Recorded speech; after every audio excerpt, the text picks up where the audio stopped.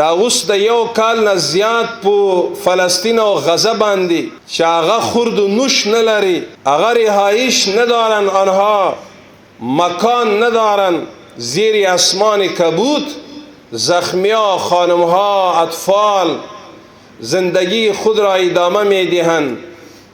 هغه حقوق بشر علمبردار څه شل چې ورته وایي د تعلیم نه هم محروم، مکاتب هم بمبار، مدارس هم بمبار، مساجد هم بمبار. ولی څوک داسې هغه مزمت هم جرأت نه لري. نو د دې نه معلومیږي دغه کفار خپل اهداف لري. دا زما ستا په قصه کې نه ده.